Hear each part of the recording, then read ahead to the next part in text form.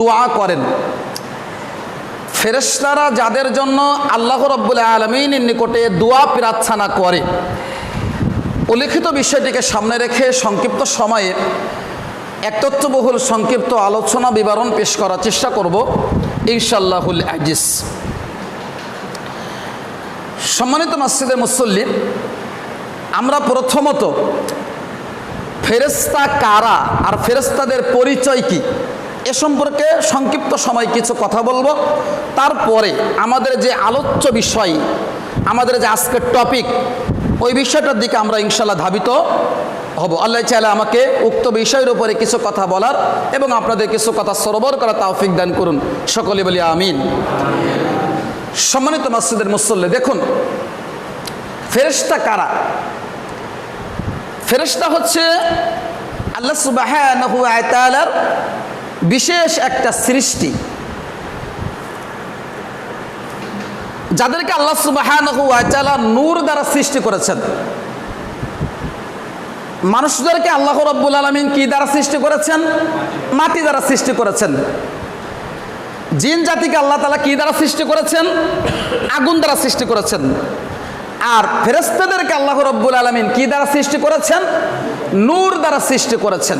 এখন এই ফেরেশতাদেরকে আল্লাহ তাআলা তিনি যে সৃষ্টি করলেন, কেন সৃষ্টি করলেন?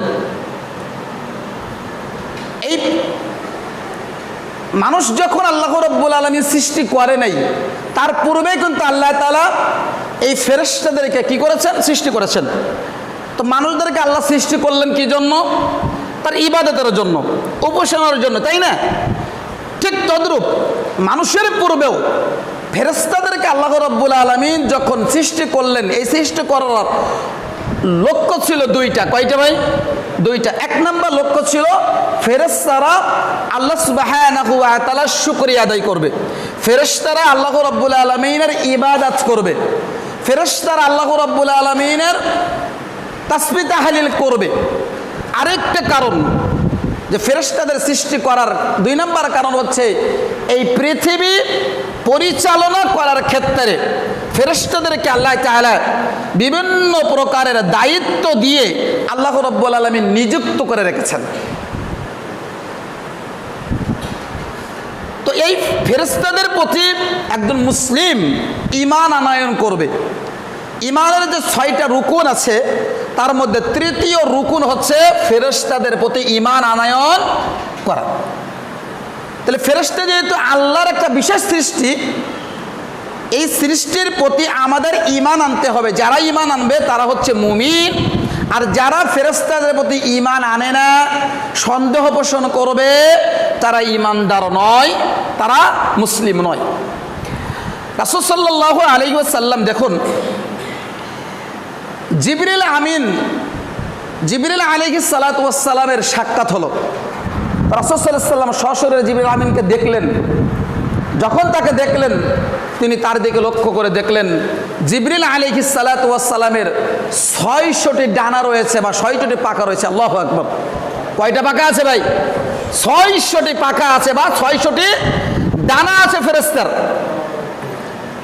তো এই ফেরেশতা আল্লাহ তাআলা কত সৃষ্টি করেছেন, এই ফেরেশতা কতটুকু বা দেখা যাচ্ছে ফেরেশতাদের সংখ্যা কত, এটা নিয়ে স্পষ্ট কোনো দলিল আমরা পাই না। তবে সহিহুল বুখারীর হাদিস নাম্বার 3674 নম্বর হাদিসটা যদি আমরা দলিল হিসাবে পেশ করি, এই হাদিসে জানতে পারি যে আসমান মূলত 7টা। কয়টা ভাই? 7টা। তো এই 7ম আসমানে একটা মসজিদ আছে, যে মসজিদের নাম হচ্ছে বাইতুল মামুর। কি বললাম? বাইতুল মামুর। 7ম আসমানে একটা মসজিদ আছে, সেই মসজিদের নাম হচ্ছে বাইতুল মামুর। হাদিসে আসছে ওই বাইতুল মামুরের মসজিদে প্রতিদিন প্রত্যেক ওক্তে 70,000 ফেরেশতা একসাথে সালাত আদায় করে। সুবহানাল্লাহ। আর আল্লাহ রাসূল বলছেন যে ফেরেশতা একবার ওই মসজিদে এক ওয়াক্ত সালাত আদায় করলো, কিয়ামত পর্যন্ত সে দ্বিতীয়বার ওই মসজিদে সালাত আদায় করার সুযোগ আর পাবে না। আর আল্লাহ নবী বলছেন প্রত্যহ প্রত্যেক ওক্তে এরকম নতুন নতুন 70,000 ফেরেশতা কি হচ্ছে ওই মসজিদে নামাজ পড়ছে। দ্বিতীয়বার কিন্তু তাকে আর সুযোগ দেওয়া হবে না কিয়ামতের আগ পর্যন্ত। এবার আপনি একটু অনুধাবন করেন তাহলে ফেরেশতাদের সংখ্যা কতটুকু, এই হাদিসের আলোকে কিন্তু বোঝা যায় অগণিত, অসংখ্য, তাই না? তাহলে এই ফেরেশতা হচ্ছে আল্লাহ সুবহানাহু ওয়া তাআলার একটা বিশেষ সৃষ্টি। এই সৃষ্টির প্রতি আমাদের ঈমান আনয়ন করতে হবে। এরা হচ্ছে সম্মানিত। এরা কি ভাই? সম্মানিত। তাহলে এই সম্মানিত যারা ফেরেশতা, এরা আমাদের জন্য আল্লাহ রাব্বুল আলামিনের নিকটে ক্ষমা প্রার্থনা করুক, আল্লাহ রাব্বুল আলামিনের নিকটে রহমত নাজিল করুক, এই কামনা ফেরেশতারা করুক আমাদের জন্য। এটাকে আমরা চাই না ভাই? এটা আমরা চাই কি না? চাই। তাহলে এটা যদি আমাদের পেতে হয় তাহলে দুনিয়াবী জীবনে কিছু কর্ম আপনাকে আমাকে করে যেতে হবে, যে কর্মগুলো করলে ফেরেশতারা আপনারা আমার জন্য মহান রবের নিকটে ক্ষমা প্রার্থনা করবেন, দোয়া করবেন। এজন্য আসুন সেই শ্রেণীর ব্যক্তি কারা সে সম্পর্কে আমরা সংক্ষিপ্ত সময়ে আজকের দিনই বৈঠকে কিছু কথা উপস্থাপন করার চেষ্টা করব ইনশাআল্লাহুল আজিজ। সম্মানিত মসজিদের মুসল্লি, ফেরেশতা মণ্ডলী যাদের জন্য এক নম্বরে আল্লাহ রাব্বুল আলামিনের নিকটে দোয়া করেন, আল্লাহর নিকটে ক্ষমা প্রার্থনা করেন, তার ভিতরে প্রথম শ্রেণীর ব্যক্তি হচ্ছে তারাই যারা উজু করে ঘুমাতে যায়। কি বললাম ভাই? যারা পবিত্রতা অর্জন করে উজু করে রাত্রিতে ঘুমাতে যাই, তাদের জন্য আল্লাহ রাব্বুল আলামিন নিকটে ফেরেশতারা কি করবেন? দোয়া প্রার্থনা করবেন। তাহলে উজু করে ঘুমাতে যাওয়া এটা গুরুত্বপূর্ণ একটা আমল, যে আমল রাসূল সাল্লাল্লাহু আলাইহি ওয়াসাল্লাম নিয়মিত করতেন, যে আমল সাহাবারা করতেন, যে আমল পূর্ব যুগের যারা সালফে সালেহিনগণ পৃথিবীর বুকে এসেছেন তারাও নিয়মিত হবে এই আমলের ব্যাপারে গুরুত্ব দিতেন। তাই আপনি একজন মুসলিম হিসাবে আপনার আমার উচিত এই ছোট্ট আমলের প্রতি গুরুত্ব দেওয়া। দেখুন সহিহ ইবনে হিব্বান হাদিস নাম্বার 1051, আব্দুল্লাহ ইবনে আমর রাদিয়াল্লাহু তাআলা আনহু তিনি বলেন রাসূল সাল্লাল্লাহু আলাইহি ওয়াসাল্লাম বলেছেন, যদি কোনো ব্যক্তি রাত্রিতে ঘুমাতে যাওয়ার পূর্বে উজু করে পবিত্রতা অর্জন করে ঘুমাতে যায়, তখন ওই ব্যক্তির শরীরের সাথে লেগে থাকা যে বস্ত্র আছে, যে পোশাক আছে, এই পোশাকের মাঝে একজন ফেরেশতা রাত্রি যাপন করে। সুবহানাল্লাহ।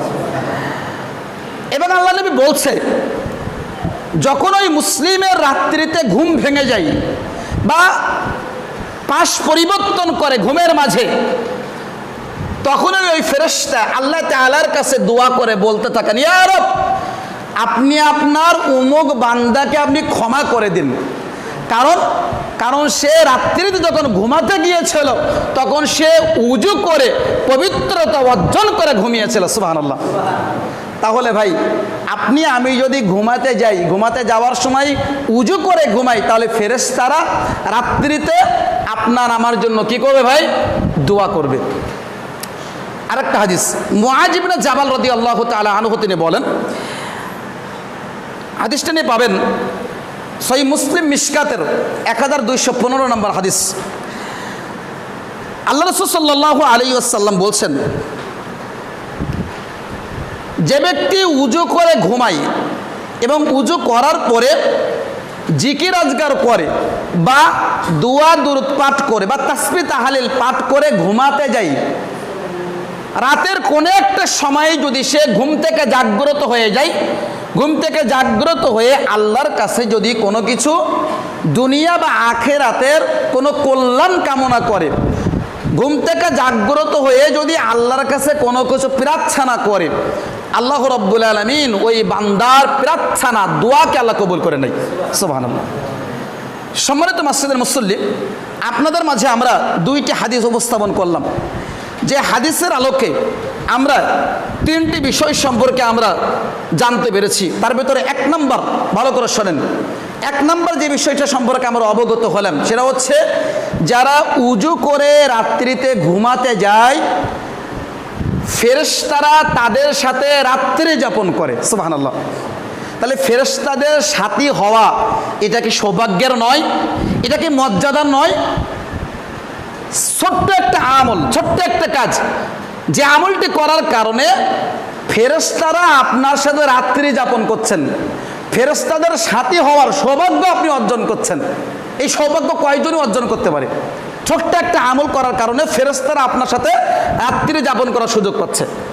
2 নম্বর মর্যাদা জানলাম, উজু করে যারা ঘুমায় ফেরেশতা মণ্ডলী তাদের জন্য আল্লাহর নিকটে দোয়া প্রার্থনা করে। 3 নম্বর জানলাম যে উজু করে যারা জিকির আজগার করে রাত্রিতে ঘুমাতে যায়, তখন সে যদি গভীর রাত্রিতে ঘুম থেকে জাগ্রত হয়ে আল্লাহর কাছে কিছু কামনা করে, প্রার্থনা করে, আল্লাহ রাব্বুল আলামিন তার সেই দোয়া প্রার্থনাকে কবুল করে নেন।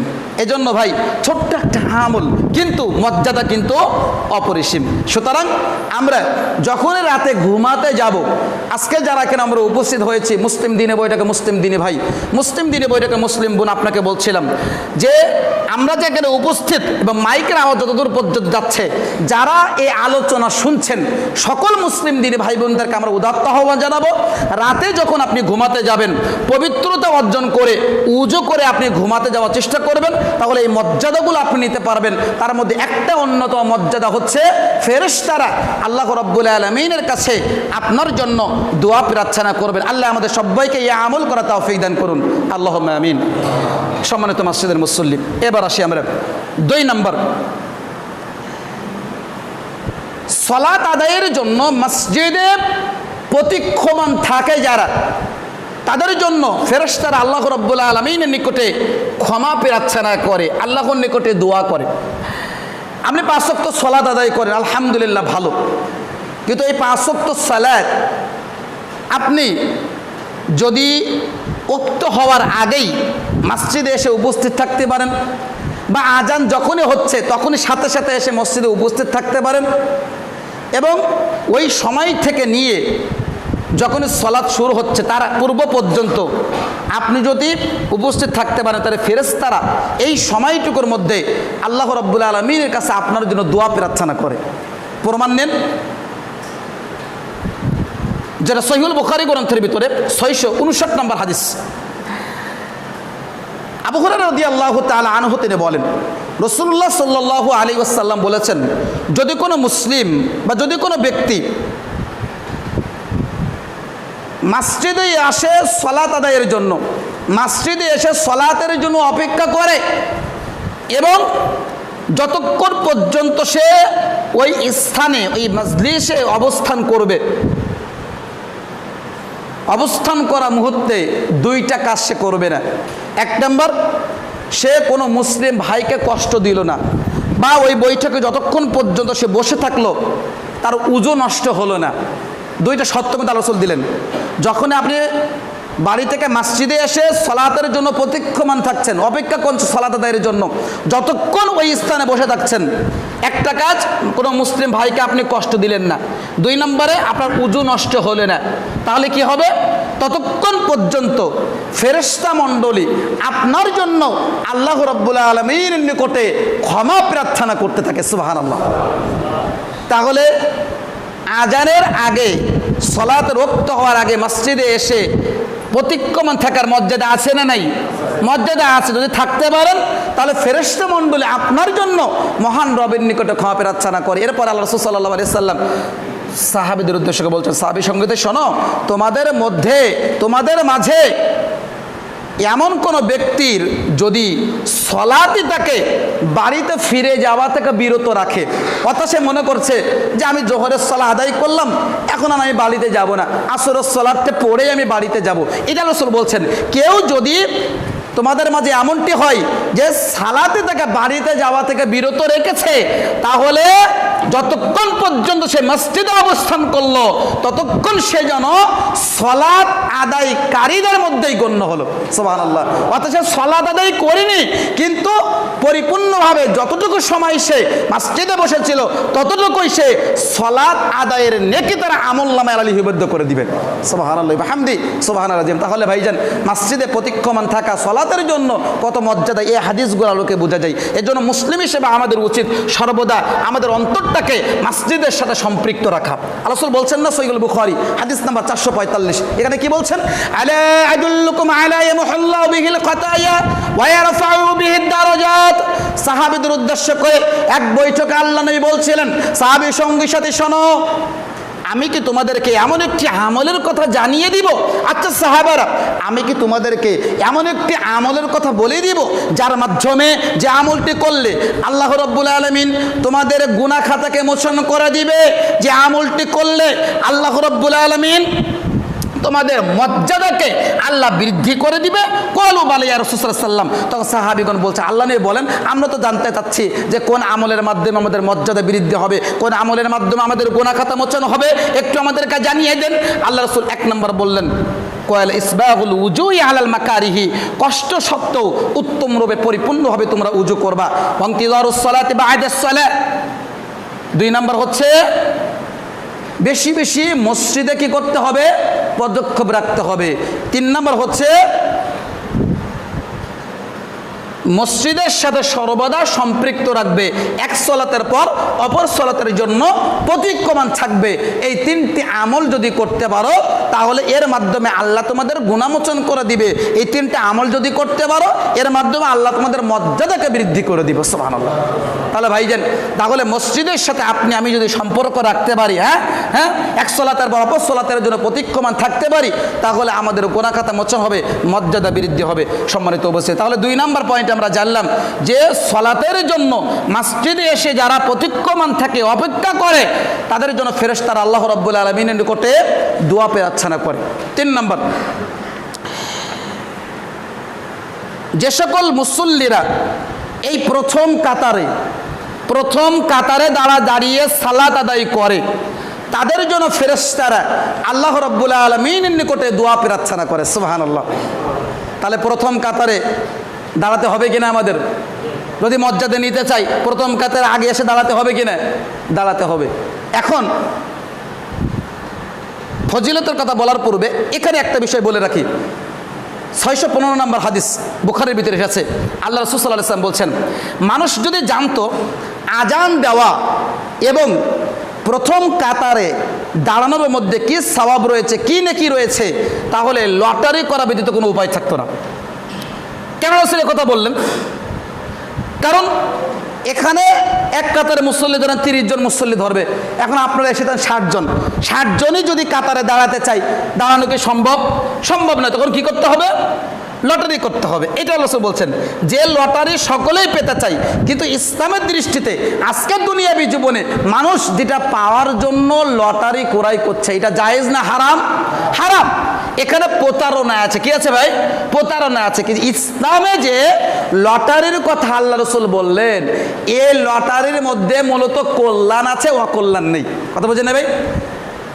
তাহলে প্রথম কাতারে দাঁড়ানোর মধ্যে কি নাকি রয়েছে এটা যদি মানুষ জানতো, আল্লাহ রাসূল বলছেন, তাহলে লটারি করা ব্যতীত কোনো উপায় থাকতো না বলে এই হাদিসে আল্লাহ রাসূল সাল্লাল্লাহু আলাইহি ওয়াসাল্লাম উল্লেখ করেছেন।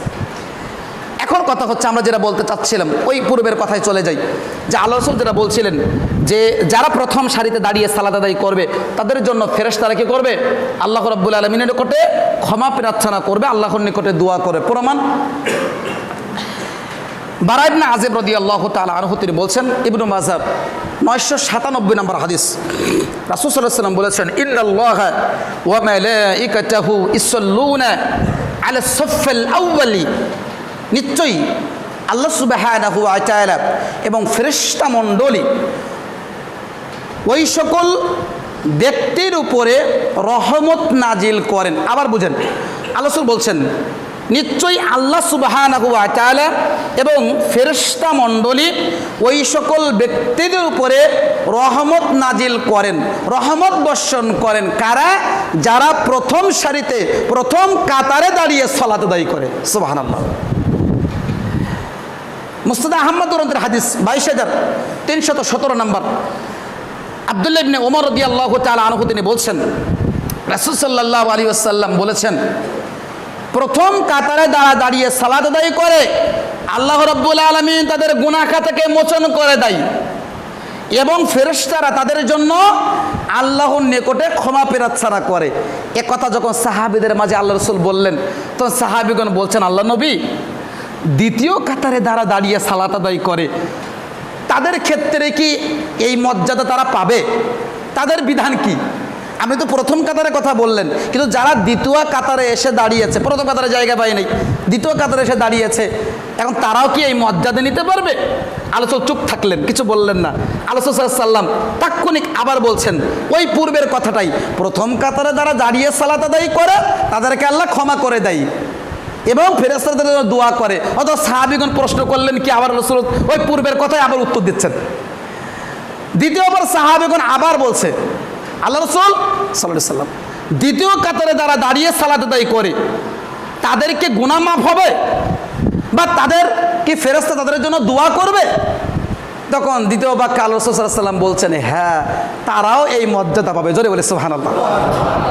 তবে এখানে কথা আছে, দ্বিতীয় কাতারের চেয়ে প্রথম কাতারে সালাত আদায় করার মর্যাদা বেশি। কথা বলছেন? যদি মর্যাদা না থাকতো আল্লাহ রাসূল প্রথমবার বললেন, সাহাবীগণ প্রশ্ন করলেন, দ্বিতীয়বার আবার একই কথা বললেন, এটা বলতেন না, এটা বলতেন না। তাহলে এখান থেকে বোঝা যাচ্ছে যে প্রথম কাতারে দ্বিতীয় কাতারের থেকে প্রথম কাতারে সালাত আদায় করার পাওয়ার মর্যাদা বেশি, নিঃসন্দেহে বেশি। তাহলে এই মর্যাদা নিতে হলে আপনাকে মসজিদে এসে প্রথম কাতারে সালাত আদায় করতে হবে। যদিচ দুঃখজনক সত্য এই, আমরা যখন মসজিদে সালাতে আদায় করি তখন দেখা যাচ্ছে ওই সাইডে দুইজন মুসল্লি ধরবে, ওই সাইডে মুসল্লি দুইজন ধরবে, জায়গা আছে, কিন্তু তারপরে আমরা পিছনে দাঁড়িয়ে যাই, তাই না? দাঁড়িয়ে যাই। এই নীতি থেকে আমাদের বেরিয়ে আসতে হবে ভাই। প্রথম কাতারে মর্যাদা নিতে হবে, নিতে গেলে আমাদেরকে প্রথম কাতারেই এসে সালাত আদায় করার চেষ্টা করতে হবে। আল্লাহ রাব্বুল আলামিন আমাদের সবাইকে প্রথম কাতারে তাড়াতাড়ি এসে দাঁড়িয়ে সালাত আদায় করার তৌফিক দান করুন। সকলে বলে আল্লাহুম্মা আমিন। এরপরে আসি আমরা 4 নম্বরে, যাদের জন্য ফেরেশতারা আল্লাহ রাব্বুল আলামিনের কথা দোয়া প্রার্থনা করেন। 4 নম্বর শ্রেণীর ব্যক্তি হচ্ছে যারা সালাতে মিলিয়ে সালাত আদায় করে, অর্থাৎ সালাতে যারা পায়ে পা মিলিয়ে কাঁধে কাঁধ মিলিয়ে যারা সালাত আদায় করে তাদের জন্য ফেরেশতা মণ্ডলী আল্লাহ রাব্বুল আলামিনের নিকটে কি করে ভাই? দোয়া প্রার্থনা করে। তাহলে কাতার বন্দি হয়ে সালাত আদায় করার চেষ্টা আমাদের করতে হবে। দেখুন, আয়েশা রাদিয়াল্লাহু তাআলা আনহা তিনি বলেন, ইবনে মাজাহ হাদিস নাম্বার 995, আল্লাহ রাসূল সাল্লাল্লাহু আলাইহি ওয়াসাল্লাম বলছেন, ইন্নাল্লাহা ওয়া মালাইকাতাহু ইসাল্লুনা আলাল্লাযীনা ইয়াসিলুনা আস-সুফুফা, নিশ্চয়ই যারা কাতারবন্দি হয়ে সালাত আদায় করে, অনেক রিওয়ায়াতে এসেছে, নিশ্চয়ই আল্লাহ সুবহানাহু ওয়া তাআলা ফেরেশতা মণ্ডলী ওই সকল মুসল্লিদের প্রতি রহমত নাজিল করেন যারা কাতারবন্দি হয়ে সালাত আদায় করে। ওয়ামান সাদ্দা ফুরজাতান, এবং পায়ের মাঝে ফাঁকা জায়গাগুলো যারা পূর্ণ করে দাঁড়ায়, দুইজনের পায়ের মাঝের ফাঁকা জায়গা যারা পূর্ণ করে দাঁড়ায়, ওয়ারাফাহুল্লাহু দারাজাতান, আল্লাহ রাব্বুল আলামিন এই কাজের মাধ্যমে আল্লাহ রাব্বুল আলামিন তার মর্যাদাকে আল্লাহ বৃদ্ধি করে দেয়। সুবহানাল্লাহ। তাহলে এখানে কিন্তু আমরা দুইটা মর্যাদা জানলাম, আরেকটা দামি মর্যাদার কথা এবার আপনাদেরকে বলবো। আয়েশা রাদিয়াল্লাহু তাআলা আনহা তিনি বলেন, সিলসিলাতুস সহিহা হাদিস নাম্বার 1892 নম্বর হাদিস, আল্লাহ রাসূল সাল্লাল্লাহু আলাইহি সাল্লাম বলছেন, মান সাদ্দা ফুরজাতান, যে ব্যক্তি কাতারের মধ্যবর্তী জায়গা তার পায়ের মাঝে ফাঁকা জায়গাগুলো পূর্ণ করে দাঁড়ায়, তাহলে কি হবে? বানাল্লাহু বাইতান ফিল জান্নাহ, আল্লাহ রাব্বুল আলামিন ওই ব্যক্তির জন্য জান্নাতের মধ্যে একটা ঘর আল্লাহ নির্মাণ করে দেয়। সুবহানাল্লাহ। ছোট্ট একটা আমল, কিন্তু ভালো করে বোঝেন, আলোচনার সাথে মুনাফিকি করবেন না, ভালো করে শোনেন। আল্লাহ রাসূল বলছেন, মান সাদ্দা ফুরুজান, যে ব্যক্তি পায়ের মাঝে ফাঁকা জায়গা পূর্ণ করলো, তাহলে কি হবে? বানাল্লাহু বাইতান ফিল জান্নাহ, আল্লাহ রাব্বুল আলামিন তার জন্য জান্নাতে একটা বাড়ি নির্মাণ করে দেয়। সুবহান ওয়া বিহামদি সুবহানাল্লাহিল আযীম। ওয়ারাফাহু বিহা দারাজাতান, এবং এই আমলের কারণে, এই কাজের কারণে আল্লাহ রাব্বুল আলামিন তার মর্যাদাকে আল্লাহ বৃদ্ধি করে দেয়। সুবহানাল্লাহ। তাহলে দুইটা হাদিস বললাম, দুইটা হাদিসের বিবরণে 4টে আমলের কথা আমরা জানলাম কিন্তু ভাই। কয়টা আমল ভাই? 4টা। 1 নম্বর, যারা পায়ের সাথে পা মিলিয়ে ফাঁকা জায়গা বন্ধ করে দাঁড়ায় তাদের উপরে আল্লাহ রহমত নাজিল করে। 2 নাম্বার, ফেরেশতারা তাদের জন্য আল্লাহর কাছে দোয়া প্রার্থনা করে। 3 নম্বরে, জান্নাতে আল্লাহ সুবহানাহু ওয়া তাআলা তার জন্য একটা বাড়ি নির্মাণ করে। 4 নম্বরে, আল্লাহ রাব্বুল আলামিন তার মর্যাদাকে আল্লাহ বৃদ্ধি করে দেয়। সুবহানাল্লাহ। তাহলে এই মর্যাদাগুলো নিতে হলে আমাদের পায়ে পা মিলিয়ে সালাত আদায় করতে হবে কিনা? করতে হবে। যদিচ মাযহাবের গুহাই দিয়ে, মাযহাবের গোলামির কারণে আজকের পায়ে পা মিলিয়ে সালাত আদায় করার কারণে অনেক মসজিদ আজকের এমনও ঘটনা গিয়েছে, কেউ পায়ের সাথে পা মিলিয়েছে, সেখানে দেখা যায় পানি দিয়ে ধুয়ে পর্যন্ত ফেলেছে। অনেকে মসজিদ থেকে বিতাড়িত করে দিয়েছে এই সহিহ সুন্নাহভাবে সালাত আদায় করার কারণে। অথচ আপনি মনে করছেন ছোট্ট একটা আমল, এই আমলটি করলে আল্লাহ মর্যাদা বৃদ্ধি করে দিচ্ছে, জান্নাতে ঘর নির্মাণ হবে। আর মাযহাবি হুজুর আপনাকে বলছে যে পায়ের সাথে পা মিলিয়ে সালাত আদায় করলে কি হবে? অসম্মান করা হবে।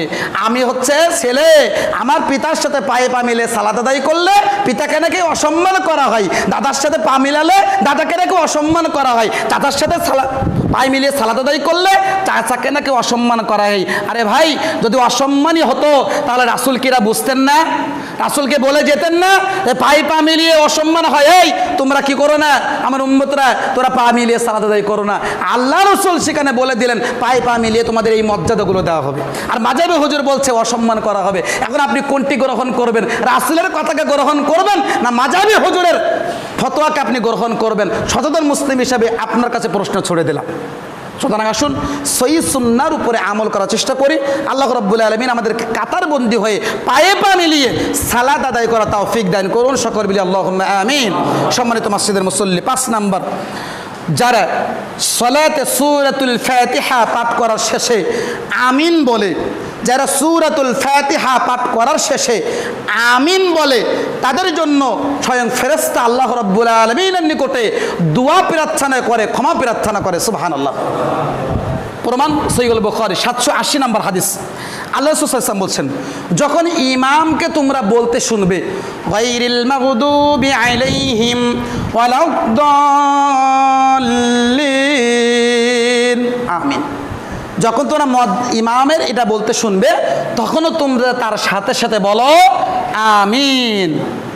আল্লাহ রাসূল বলছেন, যখন তোমরা আমিন বলো তখন ফেরেশতারাও আমিন বলে। আর তোমাদের আমিনের সাথে ফেরেশতাদের আমিন যদি মিলে যায়, তোমাদের আমিনের সাথে ফেরেশতাদের আমিন যদি কি হয় ভাই?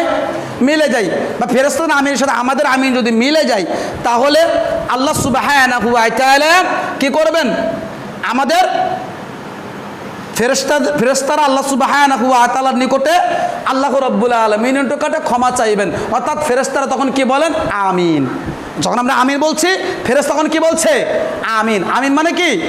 কবুল করো। আমিন মানে কি ভাই? কবুল করো। আমরা যখন সূরাতুল ফাতিহা পাঠ করি, প্রথম যে 3 আয়াত পাঠ করলেন, আলহামদুলিল্লাহ আলামিন রহমানির রহিম মালিকি ইয়াউমিদ্দিন, আপনি পাঠ করলেন না? এটা কিন্তু 3 আয়াত আপনি আল্লাহর প্রশংসা করলেন। তারপর থেকে এবার যে আয়াতগুলো আসছে, পরে যে 3-4 আয়াত আসছে, ওই আয়াতগুলো কিন্তু আপনি আপনার নিজের জন্য আল্লাহর কাছে চাচ্ছেন। তো যখন আপনি এই ফাতিহা শেষ করার পর আপনি আমিন বললেন, তখন ফেরেশতারা আপনি যে আল্লাহর কাছে দোয়া চাইলেন, এই দোয়ার সাথে ফেরেশতারা সাই দিয়ে ফেরেশতারা তখন কি বলে? আমিন। যে আল্লাহ তোমার দোয়াকে আল্লাহ কি করুক? কবুল করে নিক। তাহলে এখানে আমিন বললো মানে ফেরেশতারা আপনার জন্য কি করলো ভাই? আল্লাহর নিকটে ক্ষমা চাইলো, আল্লাহর নিকটে দোয়া করলো আপনার জন্য। তাহলে আমাদের উচিত হচ্ছে সূরাতুল ফাতিহার শেষে ইমাম যখন আমিন বলবে, তখন মুসল্লি হিসাবে আমাদের উচিত কি বলা? আমিন বলা। আল্লাহ রাব্বুল আলামিন আমাদের সবাইকে সুন্নতের উপর আমল করা তৌফিক দান করুন। সকলে বলি আল্লাহুম্মা আমিন। সম্মানিত মসজিদের মুসল্লি, এরপরে আসি আমরা 6 নম্বর পয়েন্ট। ফেরেশতারা যাদের জন্য আল্লাহ রাব্বুল আলামিনের নিকটে দোয়া প্রার্থনা করে, তারা হচ্ছে ওই শ্রেণীর মুসল্লি যারা অসুস্থ কোনো মুসলিম দিনী ভাইকে দেখতে যাই। কি বললাম? অসুস্থ কোনো মুসলিম দিনী ভাইকে দেখতে যাই। আমরা গত জুমার আগের জুমায় আলোচনা আপনাদের স্মরণ আছে কিনা? একজন মুসলিমের উপর অপর মুসলিমের কয়টা হক আছে? মনে আছে? মনে নাই? ভুলে গেছেন? কয়টা হক আছে? 6টা হক আছে। কয়টা হক?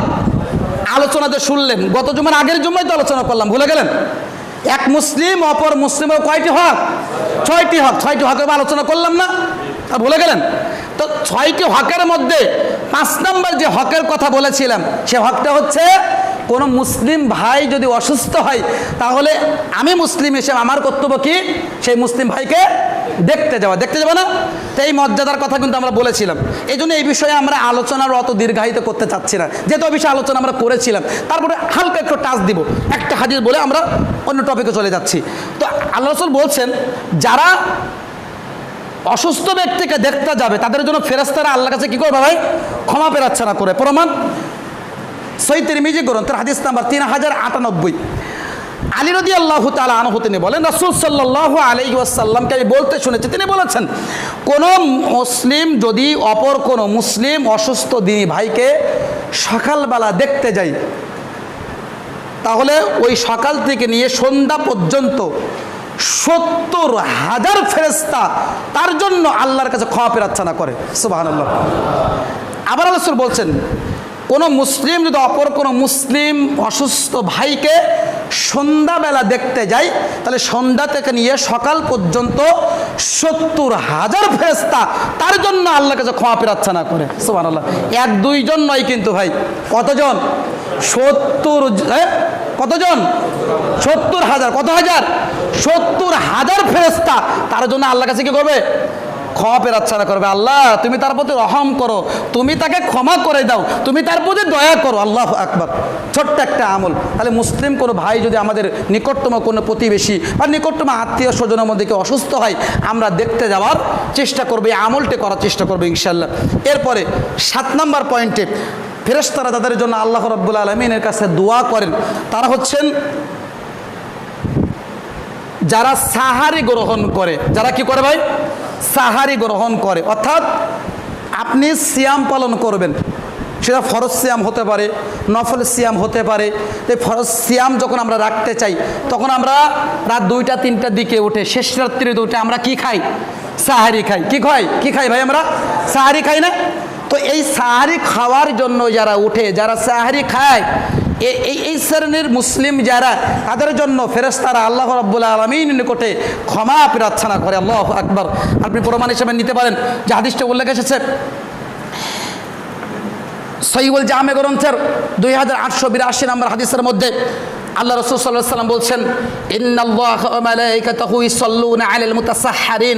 নিশ্চয়ই আল্লাহ সুবহানাহু ওয়া তাআলা এবং ফেরেশতা মণ্ডলী ওই সকল ব্যক্তিদের উপরে রহমত দর্শন করেন যারা সিয়াম রাখার নিয়তে গভীর রাত্রিতে, শেষ রাত্রিতে উঠে যারা সাহারি গ্রহণ করে। সুবহানাল্লাহ। তাহলে যারা সাহারি গ্রহণ করার জন্য রাত্রিতে উঠে সাহারি খায়, তাদের জন্য ফেরেশতারা কি করে? আল্লাহ রাব্বুল আলামিনের কাছে দোয়া প্রার্থনা করে।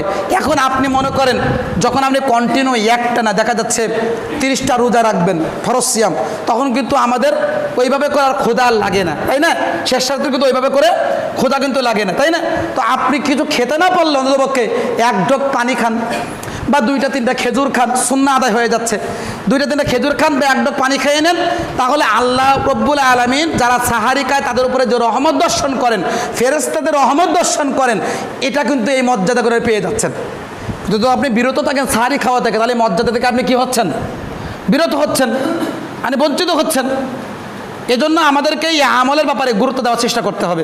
আল্লাহ রাসূল সাল্লাল্লাহু আলাইহি ওয়াসাল্লাম সাহারি গ্রহণের ব্যাপারে সাহাবীদেরকে বারবার তিনি নসিহা করতেন, সাহাবীদেরকে সাহারি গ্রহণের ব্যাপারে তিনি উৎসাহ দিতেন। যেমন আল্লাহ রাসূল সাল্লাল্লাহু আলাইহি ওয়াসাল্লাম আবু দাউদের ভিতরে আল্লাহ রাসূল সাল্লাল্লাহু আলাইহি ওয়াসাল্লাম বলছেন, ফাসলু মা বাইনা সিয়ামিনা ওয়া সিয়ামি আহলুল কিতাবি আকলাতুস সাহারি। রাসূল বলছেন, আহলে কিতাবদের সিয়াম অর্থাৎ ইহুদি খ্রিস্টানদের সিয়াম এবং আমাদের সিয়ামের মধ্যে পার্থক্য হচ্ছে সাহারি গ্রহণ করা। তাহলে তো বোঝাতে চাইলেন যে ইহুদি খ্রিস্টানরা সিয়াম রাখে, কিন্তু তারা কি করে না? সাহারি গ্রহণ করে না। কিন্তু মুসলিমরা কি করে? সাহারি গ্রহণ করে। আর আল্লাহ রাসূল তো অনেক হাদিস আমরা জানতে পারি, আল্লাহ রাসূল বলছে তোমরা ইহুদিদের বিরোধিতা করো, ইহুদিদের সাদৃশ্য রেখে কোনো কাজ করো না। তাহলে ইহুদিরা যেহেতু সাহারি গ্রহণ করে না, তাহলে তাদের বিরোধিতা করে আমরা সাহারি গ্রহণ করার চেষ্টা করব। আবার আল্লাহ রাসূল সাল্লাল্লাহু আলাইহি ওয়াসাল্লাম 1923 নং হাদিসের ভিতরে বলছেন, তাসাহহারু ফাইন্না ফিস সাহুরি বারাকা, তোমরা সাহারি খাও, কারণ সাহারিতে বরকত রয়েছে। তাহলে যেহেতু সাহারি একটি বরকতমণ্ডিত খাদ্য, এই খাদ্যের ভিতরে আল্লাহ বরকত রেখেছেন, যারা খায় তাদের উপর আল্লাহ রহমত নাজিল করে, যারা সাহারি খায় তাদের জন্য ফেরেশতারা আল্লাহর কাছে দোয়া করে।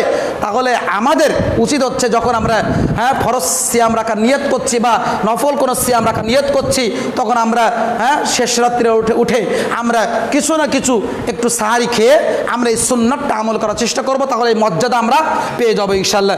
আল্লাহ রাব্বুল আলামিন আমাদের এই আমল করা তৌফিক দান করুন, সকলে আল্লাহুম্মা আমিন। সম্মানিত মসজিদের মুসল্লি, এরপরে আসি আমরা 8 নম্বর পয়েন্ট। যারা রাসূল সাল্লাল্লাহু আলাইহি ওয়াসাল্লামের উপরে দুরূদ পাঠ করে, যারা রাসূল সাল্লাল্লাহু আলাইহি ওয়াসাল্লামের উপরে দুরূদ পাঠ করে, তাদের জন্য ফেরেশতারা আল্লাহ রাব্বুল আলামিনের নিকটে দোয়া প্রার্থনা করে। দুরূদ বলতে কোন দুরূদ ভাই? দুরূদে ইব্রাহিম। দুরূদ বলতে কোন দুরূদ বললাম? দুরূদে ইব্রাহিম। আর পারি না সবাই ইনশাআল্লাহ? আল্লাহুম্মা সাল্লি আলা মুহাম্মাদ ওয়া আলা আলি মুহাম্মাদ, এই যে দুরূদ আছে দুরূদে ইব্রাহিম, এই দুরূদ বেশি বেশি যারা রাসূলের উপরে পাঠ করে বলে, তাদের জন্য ফেরেশতারা আল্লাহ রাব্বুল আলামিনের নিকটে ক্ষমা প্রার্থনা করেন। আল্লাহু আকবার। আল্লাহ রাসূল সাল্লাল্লাহু আলাইহি ওয়াসাল্লাম তিনি বলছেন, তিরমিজি গ্রন্থের 1662 নম্বর হাদিসের মধ্যে, সহিহ আত-তারগিব ওয়াত তারহিবের ভিতরে আপনি পাবেন, আল্লাহ রাসূল বলছেন কেউ যদি, আল্লাহ রাসূল বলছেন, ভালো করে শোনেন, আল্লাহ রাসূল বলছেন কেউ যদি আমার উপরে একবার দুরূদ পাঠ করে, আল্লাহ রাব্বুল আলামিন তার উপরে 10 বার রহমত বর্ষণ করবেন। সুবহানাল্লাহ। আল্লাহ রাসূল বলছেন কেউ যদি আমার উপরে একবার দুরূদ পাঠ করে, আল্লাহ রাব্বুল আলামিন তার উপরে 10 বার রহমত দর্শন করবেন এবং ফেরেশতা মণ্ডলীও আল্লাহ রাব্বুল আলামিনের নিকটে 10 বার ক্ষমা প্রার্থনা করবেন। সুবহানাল্লাহ। তাহলে আপনি আমি কি চাই না ফেরেশতারা আমার জন্য আল্লাহর কাছে দোয়া করুক? চাই কি না ভাই? চাই। আর বিশেষ করে আজকের জুমার দিন, শুক্রবার, জুমার দিনে রাসূলের প্রতি দুরূদ পাঠ করার ব্যাপারে অসংখ্য হাদিস আসছে, গুরুত্ব আসছে। তাহলে এই জুম্মার দিন আমাদের উচিত হচ্ছে রাসূল সাল্লাল্লাহু আলাইহি সাল্লামের উপরে বেশি বেশি করে দুরূদ পাঠ করা। যখন আপনি দুরূদ পাঠ করবেন, একবার পাঠ করলে আপনার উপরে 10 বার রহমত বর্ষণ হবে, 10 বার ফেরেশতারা আপনার জন্য আল্লাহর কাছে ক্ষমা চাইবে। তা আল্লাহ রাসূল হাদিসের শেষ বাক্যে বলছেন, যে ব্যক্তির ইচ্ছা সে আমার উপরে বেশি দুরূদ পাঠ করুক, আর যে ব্যক্তির ইচ্ছা যে কম দুরূদ পাঠ করবে সেটাও সে পাঠ করতে পারে, এটা তার ব্যক্তিগত ব্যাপার। তাহলে বেশি দুরূদ পাঠ করলে ফেরেশতারা বেশি বেশি দোয়া করবে, কম পাঠ করলে আপনার জন্য ফেরেশতারা কম দোয়া করবে। তাহলে আমরা যদি চাই ফেরেশতারা বেশি বেশি দোয়া করুক আমাদের জন্য, তাহলে আমাদের উচিত হচ্ছে রাসূলের উপরে বেশি বেশি করে দুরূদ পাঠ করা। আল্লাহ রাব্বুল আলামিন আমাদের সবাইকে রাসূলের উপরে দুরূদ পাঠ করা তৌফিক দান করুন, সকলে বলি আল্লাহুম্মা আমিন।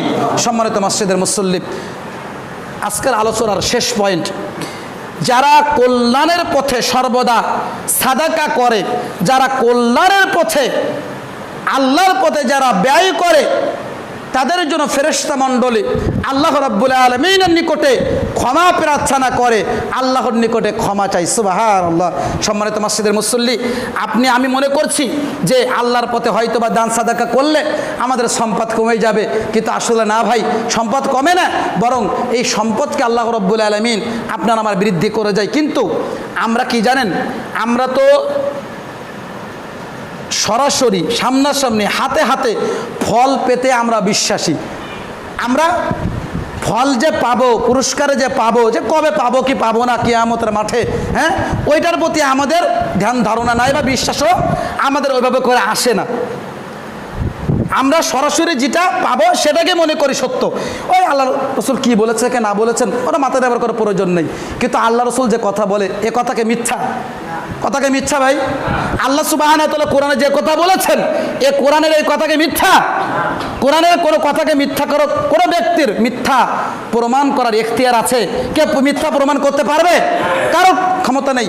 অনেক বিজ্ঞানী কোরআনকে রিসার্চ করছে যে কোরআনের ভুল ধরবে, কিন্তু কোরআনের ভুল ধরতে গিয়ে দেখা যাচ্ছে সেই হিদায়াত প্রাপ্ত হয়ে ইসলাম ধর্ম গ্রহণ করে ইসলামের ছায়াতলে এসে গিয়েছে। আল্লাহু আকবার। আল্লাহ তাআলা কোরআন স্পষ্ট বলছে, হুদাল লিল মুত্তাকিন। কোরআন এমন একটা কিতাব, এটা হচ্ছে মুত্তাকিদের জন্যই আল্লাহ রাব্বুল আলামিন প্রস্তুত করে রেখেছেন, তৈরি করে রেখেছেন। এই কিতাবের মধ্যে কোনো প্রকার কি নেই, সন্দেহের অবকাশ নেই। সত্য মিথ্যা সব কিছু আল্লাহ রাব্বুল আলামিন এই কোরআনের মধ্যে আল্লাহ রাব্বুল আলামিন লিপিবদ্ধ করে রেখেছেন। আল্লাহ কোরআনে অসংখ্য আয়াতে কিন্তু জানিয়ে দিলেন যে তোমরা আমার বান্দা, তোমরা যদি আমার পথে ব্যয় করো, আমার পথে সাদাকা করো, তাহলে আমি তোমাদেরকে এই পুরস্কৃত করবো। আল্লাহ বলেছেন না? অনেক আয়াতে কিন্তু আল্লাহ বলেছেন, কিন্তু আমরা এগুলোকে অনুধাবন করি না বা আমরা বোঝার চেষ্টা করি না, এটা আমাদের এই ব্যর্থতা। অথচ দেখেন আল্লাহ রাসূল সাল্লাল্লাহু আলাইহি ওয়াসাল্লাম সহিহুল বুখারীর 1442 নম্বর হাদিস, এই হাদিসটা খুব মনোযোগ সহকারে শুনবেন। আল্লাহ রাসূল বলছেন, প্রত্যহ প্রতিদিন যখনই সকাল হয়, প্রত্যেক দিন প্রত্যহ সকালে 2 জন করে ফেরেশতা আসমান থেকে দুনিয়াতে অবতরণ করে। আসমান থেকে 2 জন ফেরেশতা এসে একজন ফেরেশতা বলতে থাকে, আল্লাহ আজকের এই দিনে তোমার পথে যারা যতটুকু সাদাকা করেছে ততটুকু তুমি তার সম্পদকে বৃদ্ধি করে দাও। আল্লাহ আজকের তোমার পথে যারা তোমার পথে যতটুকু দান করেছে তুমি তার অর্থ সম্পদ টাকা পয়সা ততটুকু বৃদ্ধি করে দাও। আরেকজন ফেরেশতা বলতে থাকে, আল্লাহ আজকের দিনে যারা তোমার পথে দান সাদাকা করা থেকে বিরত রইল, তোমার পথে ব্যয় করা থেকে বিরত রইল, তাদের অর্থ সম্পদ টাকা পয়সাগুলোকে তুমি ধ্বংস করে দাও। নাউজুবিল্লাহ। তাহলে একটা ফেরেশতা আপনার জন্য কল্যাণের দোয়া করছে, আর একটা ফেরেশতা আপনার জন্য বদ দোয়া করছে। ভাই তাহলে সম্পদ যদি দান করি, টাকা পয়সা দান করি, ফেরেশতা আপনার জন্য আল্লাহর কাছে দোয়া করছে, আল্লাহ যেন আপনার আমার সম্পদ কী করে? বাড়িয়ে দেয়। আবার যদি দান করা থেকে বিরত থাকি, তাহলে ফেরেশতারাই স্বয়ং আল্লাহর কাছে দোয়া করছে, আল্লাহ যে ব্যক্তি তোমার পথে দান করা থেকে বিরত রইল, তুমি তার অর্থ সম্পদ কী করে দাও? নষ্ট করে দাও, ধ্বংস করে দাও। সপ্তাহে 7 দিনে 1 সপ্তাহ হচ্ছে না, মাসে দেখা যাচ্ছে 4টা করে জুম্মা পড়ে, বা কোনো মাসে 5টা করে জুম্মা পড়ে কিনা। এখন মনে করেন আপনি যদি প্রত্যেক জুম্মায় 10টা করে টাকাও আপনি এই দান বাক্সে আপনি ফেলেন, তাহলে আপনার ফান্ডে অর্থাৎ আমল নামায় 50টি টাকা কি জমা হচ্ছে কিনা? ভাই জমা হচ্ছে।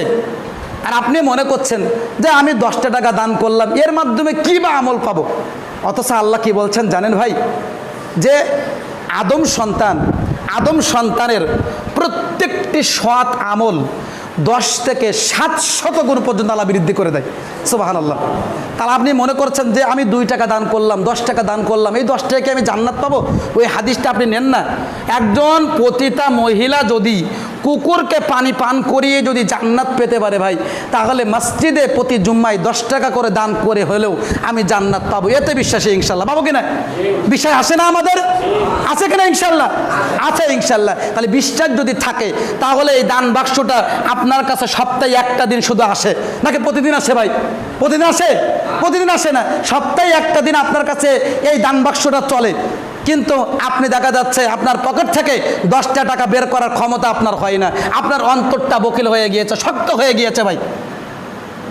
অথচ আপনার 10টা টাকা আপনার পকেট থেকে সরছে না, তাহলে আমরা কত কপাল পোড়া মুসলিম, তাই না? তাহলে ভাই আপনাদের উদাত্তভাবে জানাবো যে অন্ততপক্ষে সপ্তাহে দান না করতে পারলেও অন্তত জুম্মার দিনে খালি হাতে আপনি আসবেন না। অন্তত 5 টাকা 10 টাকা যে যা পারেন দান বাক্স যখন আপনার সামনে দেওয়া হচ্ছে, আপনি কিছু না কিছু ওই দান বাক্সে আপনি ফেলবেন। মনে রাখবেন এই 10টা টাকাই আপনার জন্য কাল কিয়ামতের মাঠে জান্নাতের কারণ হয়ে যাবে ইনশাল্লাহ। সুতরাং আসুন আমরা আল্লাহর পথে, কল্যাণের পথে বেশি বেশি করে সাদাকা করার চেষ্টা করি। আর যারাই এই কল্যাণের পথে ব্যয় করবে, ফেরেশতা মণ্ডলী আল্লাহর কাছে কাল কিয়ামতের মাঠে আল্লাহর কাছে বলবে, আল্লাহ কি করবে? ফেরেশতারা দোয়া করবে, আল্লাহ তুমি তাকে ক্ষমা করে দাও, তুমি তার প্রতি রহম করো। তাহলে ফেরেশতাদের দোয়া নিতে হলে আল্লাহর পথে আমাদের দান সাদাকা করার চেষ্টা করতে হবে। আল্লাহ রাব্বুল আলামিন আমাদের সবাইকে বেশি বেশি করে আল্লাহর পথে দান সাদাকা করার, ব্যয় করার তৌফিক দান করুন। সকলে বলি আল্লাহুম্মা আমিন। সম্মানিত মসজিদের মুসল্লিম, আমরা আপনাদের মাঝে সংক্ষিপ্ত সময়ে ফেরেশতারা যাদের জন্য আল্লাহর কাছে দোয়া প্রার্থনা করে সেই শ্রেণীর ব্যক্তি কারা সে সম্পর্কে আমরা 9টা পয়েন্ট আমরা আপনাদের মাঝে আলোচনা করলাম। আল্লাহ রাব্বুল আলামিন উক্ত পয়েন্টগুলোর উপরে আমল করার তৌফিক আল্লাহ রাব্বুল আলামিন আমাদের দান করুন। সকলে বলি আমিন।